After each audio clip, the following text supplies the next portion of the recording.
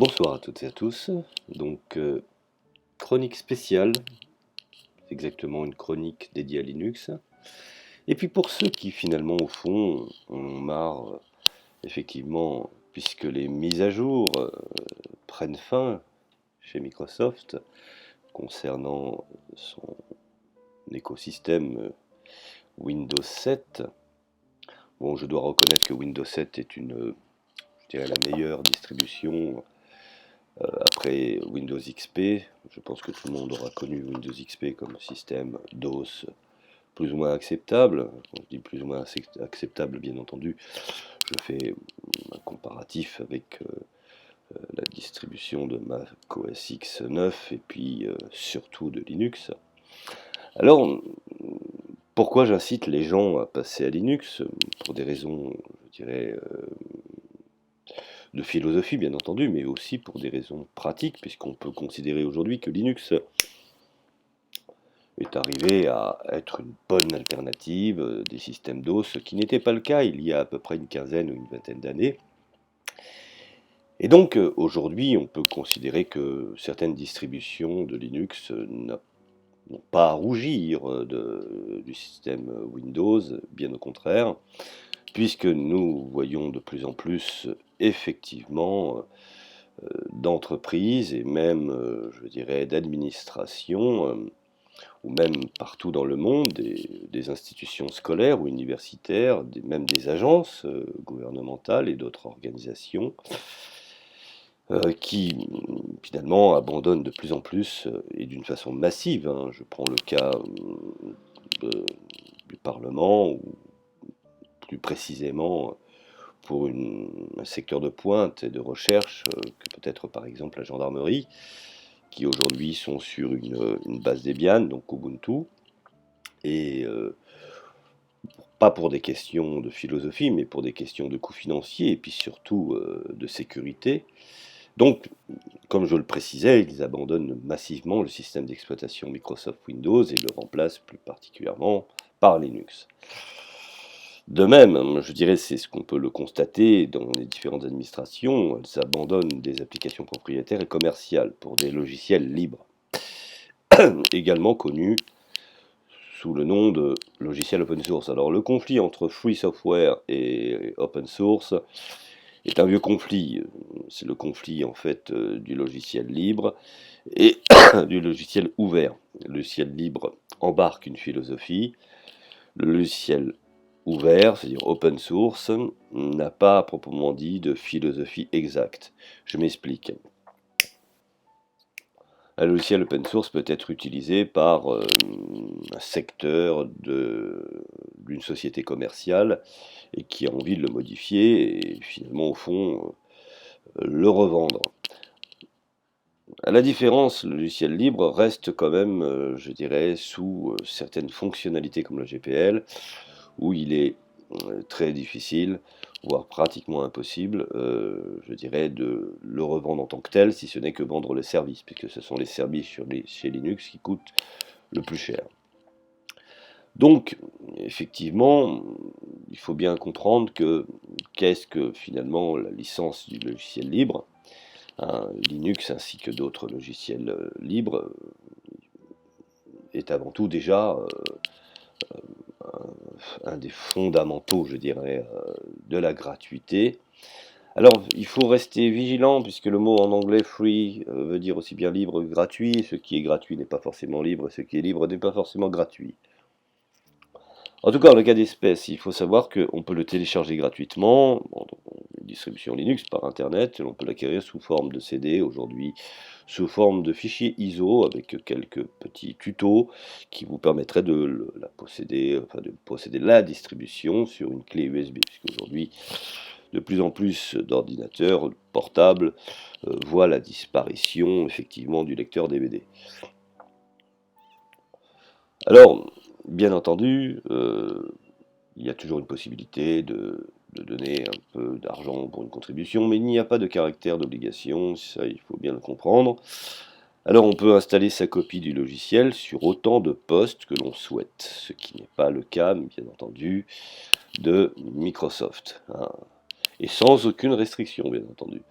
Voilà ce que ce qui constitue finalement une immense différence avec Windows, qui coûte au bas mot, je dirais, 100 € par ordinateur, grosso modo. Bon, ce qu'il faut savoir, c'est que Linux est aussi un logiciel libre dans le sens où quiconque peut le modifier, pour ceux qui effectivement ont des connaissances dans le code ou dans le codage, donc, puisque son code source est ouvert. Et bien entendu, modification selon sa compétence, selon son niveau et comme bon lui semble. Alors si je dirais les versions modifiées ne sont pas redistribuées, par exemple données gratuitement commercialisées auprès du grand public, elles peuvent rester secrètes. La différence est là aussi, je dirais, est de taille avec Microsoft Windows, qui est de toute façon interdit de modifier puisque le code source est fermé. Alors le code source constitue finalement la version originale d'un programme tel qu'il a été écrit par un programmeur à l'aide d'un langage de programmation, avant bien entendu d'être compilé, je dirais, de sorte que ces instructions puissent être comprises directement par le processeur d'un ordinateur. Il y a ce que j'appelle un mode de dialogue.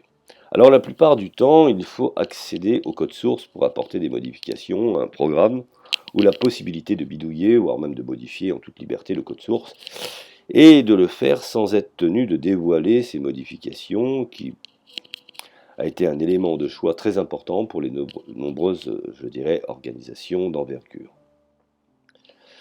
Alors, je ne vais pas rentrer dans la technique parce que ce n'est pas le but, je ne veux pas effrayer les gens, puisque Linux aujourd'hui est accessible, on peut le préinstaller, on peut sur un PC, il y a déjà des logiciels qui prennent en charge, effectivement, certains logiciels propriétaires, même si je fais grincer les dents, mais il faut bien comprendre que celui qui a toujours été habitué à être sur Microsoft, avec des formats d'exécution, quand il passe à Linux, il faut qu'il y passe en douceur, et donc il faut qu'il puisse au moins lire, je dirais, le minimum de ce qu'il pouvait avoir sur Windows. C'est bien comprendre la chose. C'est ensuite, quand il, à force de pratique de Linux, qu'il sera peut-être intéressé pour effectivement y mettre un autre développement, une autre façon de faire, et peut-être une autre attitude, et bref, une autre philosophie. Alors voilà, bon, je pense qu'un support de qualité pour Linux est disponible gratuitement sur Internet aujourd'hui, hein, sur différentes formes, avec des miroirs, quels que soient les pays, quelles que soient les assos, donc les associations. Et donc notamment par le biais de, je dirais, de groupes de diffusion, même de forums, et certains considèrent ces supports, je dirais, au moins aussi performants que celui fourni par des systèmes propriétaires, c'est-à-dire finalement au fond des systèmes commerciaux, moyennant finance. Alors, je vais rentrer dans le vif du sujet, puisque finalement, je ne vais pas parler de la technicité. Je vais quand même, avant tout, essayer d'expliquer ce que peut être, en matière de philosophie, pour bien comprendre, pour ceux qui veulent, effectivement, comme par exemple la Russie se vante aujourd'hui d'avoir abandonné Windows, la Chine est sur Zazen Linux, la Corée du Nord sur Red Star, l'Iran est sur un système PARSIX, et d'autres pays, l'Amérique latine, sont passés pour des questions de coûts financiers, également de philosophie. Les grandes entreprises veulent passer sur Linux parce qu'elles veulent gérer ce qui rentre et ce qui sort. Donc aujourd'hui, finalement, au fond, on peut considérer que l'open source devient, je dirais, nécessaire, puisque même, je vais vous faire rire, à la CIA, il y a un département open source, ce qui n'est pas rien. Alors il y a, pour savoir, pour bien comprendre, il y a des catégories je dirais, deux catégories de logiciels, hein, qui sont libres et ceux qui ne le sont pas. Alors les uns, comme les autres, peuvent être payants ou gratuits, différemment, puisque je l'ai expliqué, le mot free en anglais veut dire gratuit et libre.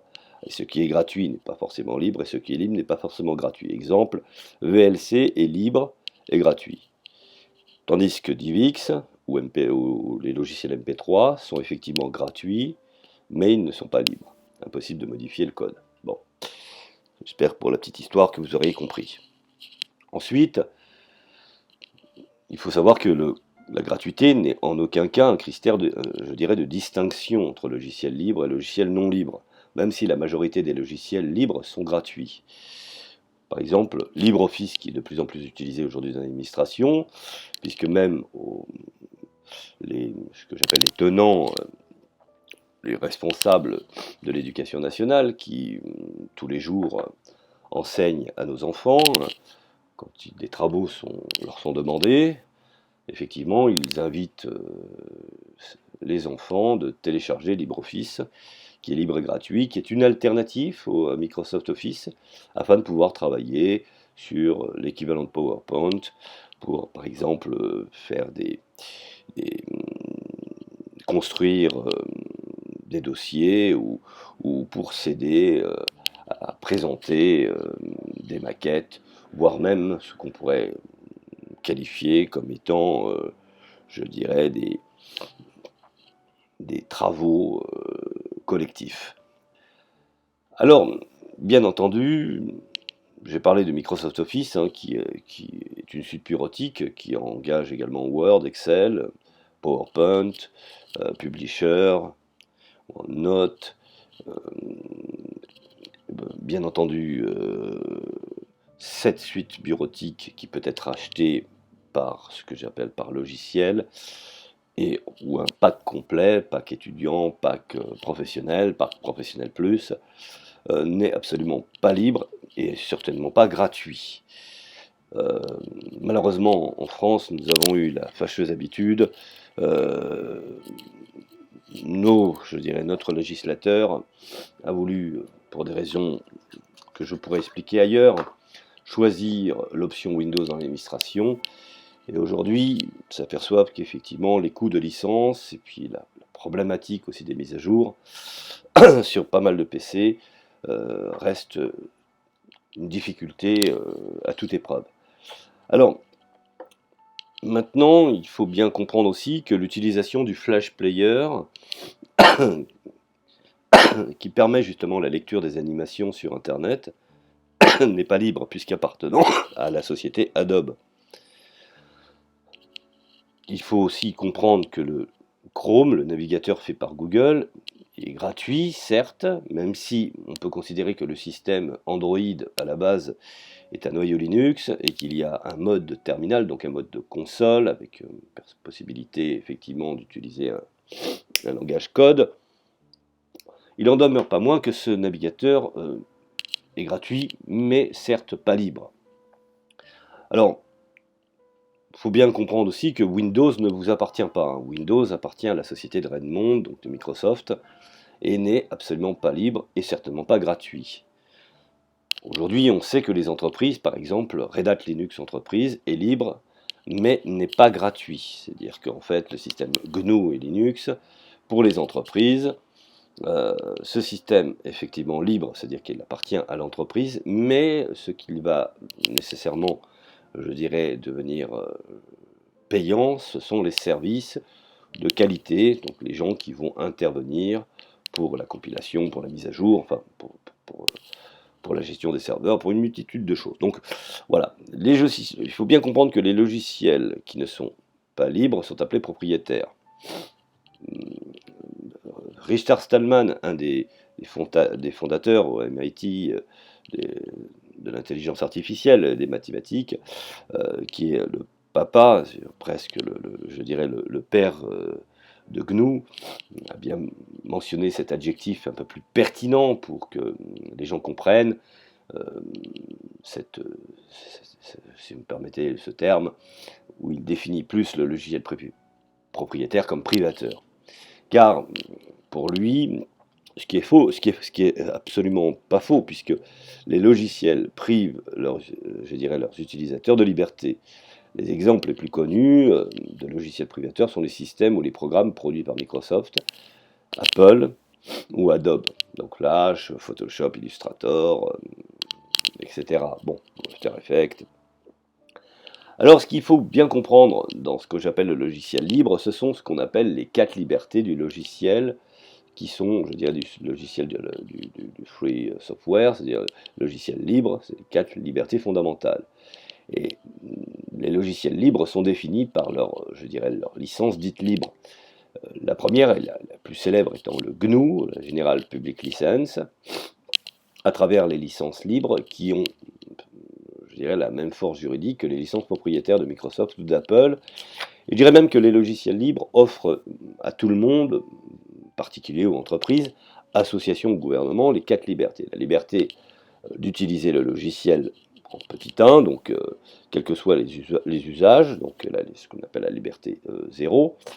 Et effectivement, la liberté d'étudier le fonctionnement du programme et de l'adapter à ses propres besoins, ce qu'on pourrait qualifier de la liberté 1. Ensuite, la liberté de redistribuer des copies à tout le monde, donc d'avoir des amis, de partager, d'avoir une communauté.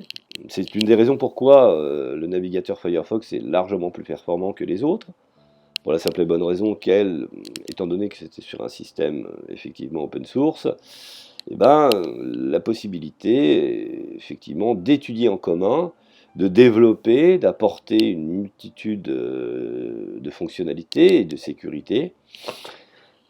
Donc la liberté de redistribuer ensuite auprès de la communauté, donc auprès de tous les utilisateurs, notamment, des copies à tout le monde. Et bien entendu, en définitive, la liberté 3, qui me semble évident, la liberté d'améliorer le programme et de publier ces améliorations qui sont fondamentales, n'est-ce pas? Alors ces 4 libertés sont numérotées de 0 à 3. Parce qu'en informatique, 0 n'a rien d'une nullité, est au contraire essentiel dans un système binaire qui marche avec des 0 et des 1. Ça c'est pour la petite histoire. Alors, les libertés individuelles, effectivement, liberté 0 et liberté 1, donc la liberté 0 et liberté 1 nous concernent en tant qu'individu. Vous voyez qu'il y a toute une philosophie derrière, c'est pour ça qu'on a accusé les fondateurs de Linux d'être des communistes. En attendant, aujourd'hui, heureusement qu'ils ont été là, parce que sinon, à chaque fois que vous utiliserez Internet, vous serez obligé de payer si effectivement il n'y avait pas eu une collaboration de gens désintéressés. Alors, la liberté 0 nous donne la liberté d'exécuter et d'utiliser le programme comme nous le voulons, quel que soit l'usage, que ce soit à la maison, dans une entreprise, dans une école, à l'université, bon, bref, etc. Bon, la liberté 1 nous donne la liberté d'apprendre, de programmer en étudiant le code source et de le modifier comme nous le voulons, si dans la mesure, effectivement, vous êtes intéressé. Attends, pour que les choses soient bien claires là-dessus, il y a des gens qui utilisent Linux sans pour autant programmer ou même modifier, je dirais, certains logiciels. Linux peut être utilisé comme une plateforme au même titre que l'OS Windows, que Mac.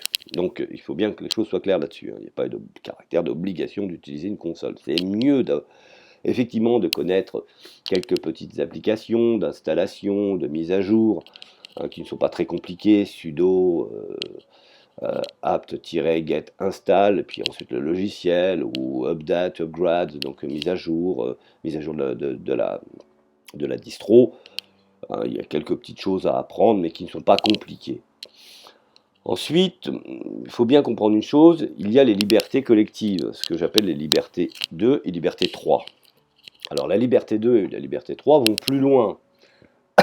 Et c'est en cela qu'effectivement, Linux reste un système très socialiste ou très socialisant, puisqu'il nous encourage effectivement à l'entraide, et au partage et à une coopération collective, partant à la formation de communautés, de programmeurs et d'utilisation qui se retrouvent autour d'un logiciel libre en communiquant à travers Internet et le web, et qui finalement permettent d'organiser effectivement des congrès ou des journées où ces communautés sont le plus souvent, je dirais, internationales, puisqu'elles ont un contact au niveau mondial. Alors c'est une raison pourquoi on en vient à parler de la communauté, notamment du logiciel libre, pour désigner l'ensemble de tous les gens qui utilisent des logiciels libres ou améliorent, je dirais, voire même contribuent à leur diffusion. Sans oublier bien entendu à leur reconnaissance et à leur développement, où font des traductions, ou rédigent de la documentation. Pour certains les plus férus peuvent écrire effectivement des drivers, quand il est question d'interopérabilité ou de compatibilité. Et le travail de tous ces gens pouvant être publiés, diffusés librement. Et tout le monde de n'importe quel pays peut en profiter, riche ou pauvre, particuliers, entreprises, associations, gouvernements. Et c'est ce que définit justement Richard Stallman. Moi, je vous invite à aller écouter ces conférences qui sont extrêmement intéressantes et puis, je dirais, essentielles. Qui est cet informaticien américain qui a lancé le mouvement du logiciel libre en 83, qui ouvre bien entendu ses conférences en France et en français, puisqu'il est polyglotte, il parle plusieurs langues. Et donc je cite, je peux expliquer le logiciel libre en 3 mots, liberté, égalité, fraternité. Liberté parce que ce sont les logiciels qui respectent la liberté de leurs utilisateurs. Égalité parce que la communauté du logiciel libre, parce que dans la communauté du logiciel libre, et tous les utilisateurs sont égaux et personne n'a de pouvoir sur personne, et fraternité parce que nous encourageons la coopération entre les utilisateurs. Voilà. Bon, il a fait un ouvrage que je vous conseille de lire, qui s'appelle La Révolution du logiciel libre, qui est un ouvrage, je dirais, très intéressant, qui explique un peu son parcours et également ses conceptions philosophiques. Bon. Bien, maintenant que j'ai effectivement placé ce que pouvait être le logiciel libre d'une manière générale, nous en arrivons effectivement à le choix d'une distribution. Chose assez compliquée, c'est certainement pas aisé, effectivement, il faut bien le comprendre. Mais pour le choix d'une distribution, moi je vous invite à choisir soit Ubuntu, qui est quand même une distribution extrêmement, je dirais, synthétique et intuitive, qui vous permettra de ne pas perdre pied, et surtout c'est une bonne alternative pour ceux qui ont été prisonniers pendant des années à utiliser ce que j'appelle des systèmes d'exploitation propriétaires tels que Microsoft. Bon, il faut savoir que sur une distribution Linux, il n'y a pas de virus. Alors, pas tel qu'on peut le comprendre sur un système DOS. Il n'y a pas de spyware, de malware, de pop-up. Ça, ce sont des choses, ce système est à l'identique, plus ou moins, du système Unix. C'est-à-dire que Unix, même s'il était propriétaire, ce que Mac, lui, a intégré dans son système, puisque macOS est un système Unix, Linux n'est que la formule, je dirais, de ce que je pourrais définir comme étant un Unix open source, c'est-à-dire un Unix ouvert. Alors donc, il garde certaines caractéristiques que nous retrouvons sur macOS. Beaucoup de gens vont sur macOS parce qu'effectivement, il n'y a pas de virus, il n'y a pas de fenêtres intempestives, des pop-up, des malwares, des trojans, des versasseurs, enfin une multitude de choses qui finalement sont nuisibles pour un système d'exploitation. Bon, certains, je prends Walt Mossberg, qui est un des plus grands spécialistes des hautes technologies aux États-Unis, qui écrit dans le New York Times, explique lui-même que Windows est un virus en lui-même. C'est-à-dire que le système d'exploitation a été volontairement fait avec des portes dérobées, donc construit d'une façon bancale afin que vous puissiez effectivement souscrire financièrement à des services afin de lui donner plus de sécurité. Donc il y a eu une démarche volontaire de mettre ce système déjà, ce que j'appelle un système en défaut. Alors comme ma page l'indique, moi je vous invite à utiliser, je dirais, plus Linux Mint. Pourquoi ? Parce que Linux Mint reste dans son bureau. Aujourd'hui, on sait que la plupart des bureaux qui sont hérités effectivement de 2 bureaux. Il y a 2 bureaux sur Linux. Il y a, je parle pour les plus, parce qu'il y en a d'autres. Il y a XFCE, il y en a d'autres qui sont des bureaux non survitaminés qui permettent justement l'installation sur des vieux PC avec, je dirais, des distributions très allégées. Mais ça, nous allons parler aujourd'hui de ce qui nous regarde, c'est l'installation sur un PC, je dirais, actuel. Alors moi, je vous conseille effectivement Linux Mint. Alors, Linux Mint reste encore un système qui ressemble beaucoup à Windows 7 ou même Windows XP, pour ceux qui ont eu l'habitude d'avoir ce que j'appelle des bureaux tout à fait classiques. Aujourd'hui, nous en sommes sur Ubuntu, par exemple, à Unity, qui est une forme de Finder sur la partie, je dirais, verticale, sur la partie gauche, qui ressemble beaucoup à macOS, mais effectivement, ce sont des habitudes ou des attitudes à apprendre qui sont, ma foi, et je l'ai constaté chez chez les personnes âgées qui sont assez difficiles. Maintenant, Linux Mint reste dans son architecture très proche du système de l'architecture, je dirais, de l'esthétique de Windows. Il faut savoir qu'il y a deux bureaux chez Linux. Il y a le KDE et le GNOME, qui ont été, je dirais, les deux systèmes. Le KDE ressemblait beaucoup à Windows XP et le GNOME ressemblait à macOS. Le GNOME était plus orienté Art déco, on va dire ça comme ça. Mais aujourd'hui, cette petite distribution irlandaise qui se base sur Ubuntu et sur Debian, parce que Debian est le système source, Ubuntu a été la référence en matière je dirais, en matière d'architecture. Moi, je vous invite à plutôt utiliser, voire essayer en virtualisation, et donc sur l'ordinateur sous Windows, lequel on peut installer Linux Mint. Bien entendu, il faut vérifier dans les paramètres de configuration le système, si le processeur de l'ordinateur est soit en 32 ou en 64 bits. Aujourd'hui, je pense que tous les ordinateurs actuels ou récents prennent en compte le 64 bits. Bien entendu, il est important, lors de cette installation, de bien observer et de bien être attentif et d'écouter quelles sont je dirais, les informations qui sont délivrées afin de pouvoir installer. Aujourd'hui, ce n'est pas très compliqué, puisqu'il y a même un live CD qui permet justement de virtualiser, je dirais, Linux, sans pour autant l'installer brut de décoffrage, je dirais, sur le disque dur. Mais aujourd'hui, Linux Mint n'a absolument pas à rougir des distributions comme Mac OS X, qui aujourd'hui néanmoins est sur Catalina, qui est une véritable catastrophe, ou sur Windows 10, qui est une véritable usine à gaz.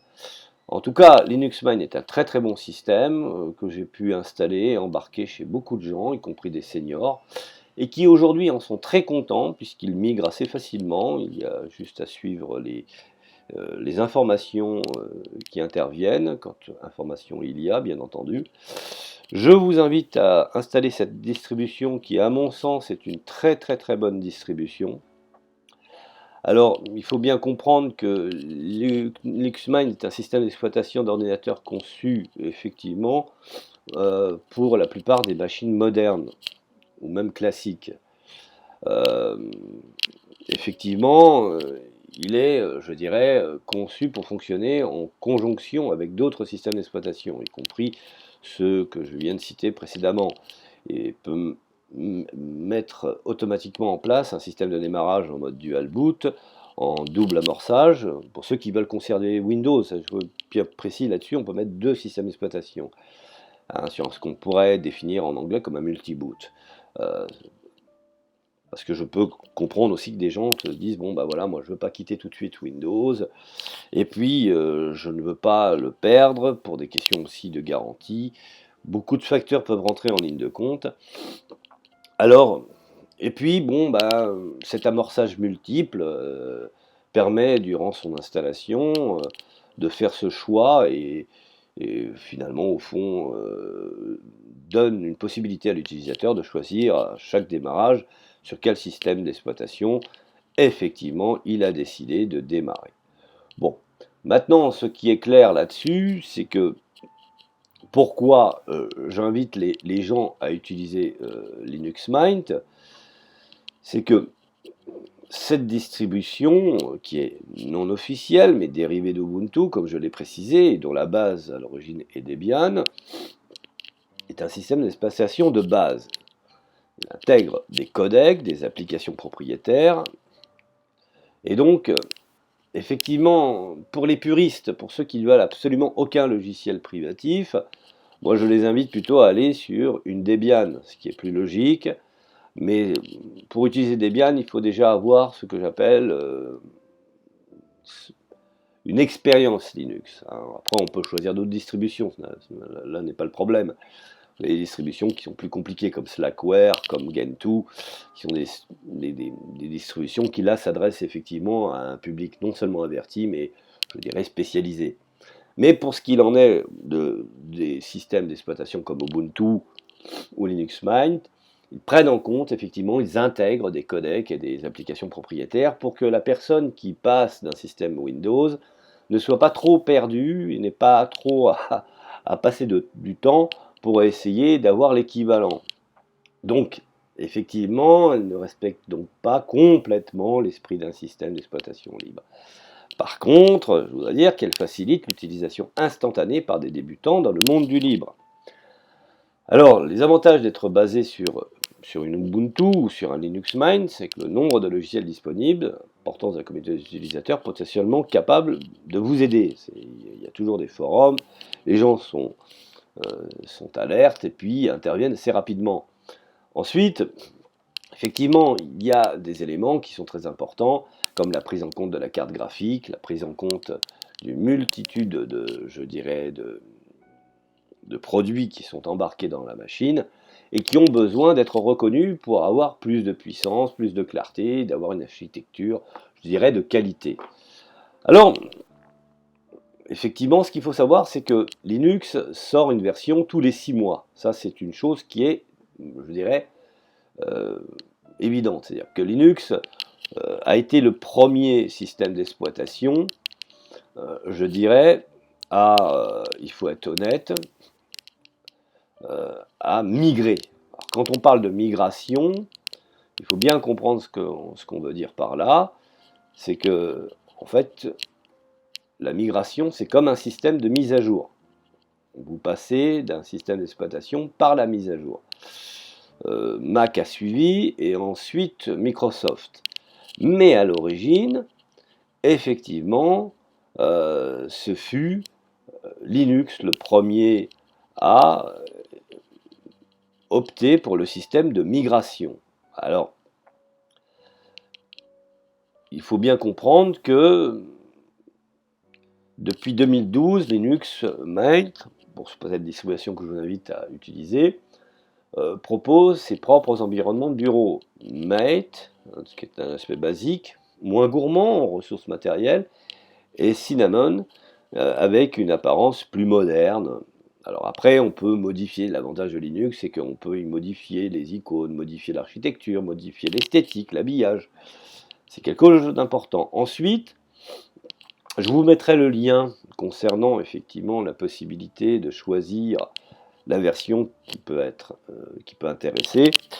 Choisir par exemple entre la 32 et la 64 bits, ou se référer bien entendu, ou alors choisir une KDE sur un environnement graphique plus complet, mais plus lourd. Comme je l'ai dit tout à l'heure, une XFCE, donc un bureau plus léger pour des appareils vieillissants. Et donc, effectivement, à partir des miroirs qui nous sont proposés, on peut télécharger un fichier en ISO. Hein, aussi, ce qu'on appelle un fichier ISO, je précise, appelé aussi fichier image. Donc, il est bien entendu, et ça je le dis à tout le monde, fortement conseillé, je dirais, de vérifier l'intégrité du fichier lors du téléchargement, parce qu'il peut être possible que le fichier soit corrompu. Alors non, attention, j'entends encore les gens dire « Ah oui, mais alors attendez, s'il faut que je vérifie l'intégrité du fichier, donc c'est trop compliqué. » Non, c'est que simplement, quand je parle d'intégrité du fichier, c'est que il faut que Internet ne soit pas coupé, soit optimum, quand effectivement il est question de téléchargement, je dirais, du fichier ISO. Bon. Ensuite, l'installation peut aujourd'hui, puisque effectivement pour ceux qui utilisent encore des lecteurs externes, ce qui est mon cas, puisque j'ai différents ordinateurs, aussi bien Mac que PC, et dont les ordinateurs aujourd'hui ont vu la disparition des lecteurs DVD, donc on doit utiliser aujourd'hui, démarrer avec moins le CD, à moins ceux qui ont des lecteurs DVD externes, branchés sur USB, que ce soit USB en 3.0 ou alors USB en 2.0 ou même de l'USB en type C. Alors, généralement, on utilise aujourd'hui plus la clé USB. Hein. Pour cela, il faudra peut-être modifier les priorités de démarrage de l'appareil. Hein. Ce qui se fait soit en chargeant dans les paramètres du BIOS, donc ça se fait, il y a des tutos qui ne sont pas très compliqués.